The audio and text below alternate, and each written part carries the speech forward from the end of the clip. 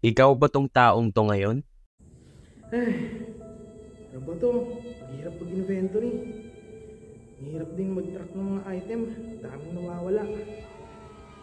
Wala rin QR para mas madali silang matrack. Tapos, manual pa. Sa papel lang kami gumagawa. Napag-iwanan na kami ng panahon. Sana merong inventory system na mas mapapadali yung pag-inventory namin. Lord, sana magkaroon kami ng system na mas mapapadali yung trabaho namin.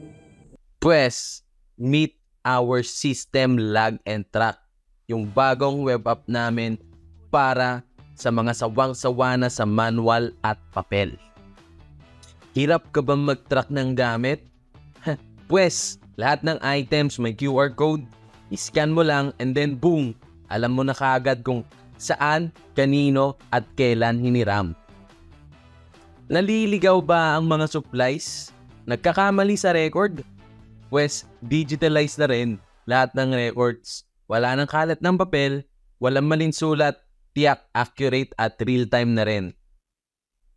Bagal rin ba ang proseso? Well, no ba yan? Dali-dali na manghiram at magbalik dito. Scan lang ng QR, tapos na. Walang pila, walang tagal. Bilis ang trabaho. Bukod doon, ano ba ang makukuha mo? Isa pa, accurate location. Di na mawawala ang gamit mo. Alam mo na lagi kung nasaan.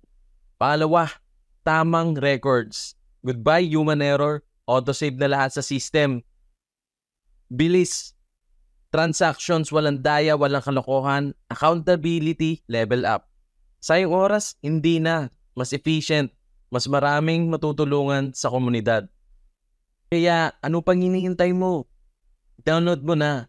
Install mo na tong system namin dyan sa computer mo. Huwag nang magpa-stress pa sa manual inventory. Gamitin na ang Langit Track. Modern, efficient at user-friendly pa. Para sa LGU na gusto na maayos, transparent at mabilis na sistema, upgrade na. Wow! Dahil sa lag and track, di na ako namrong problema sa pag-track ng item ko. Dali na rin kasi digitalized na rin. Subukan na ang lag and track.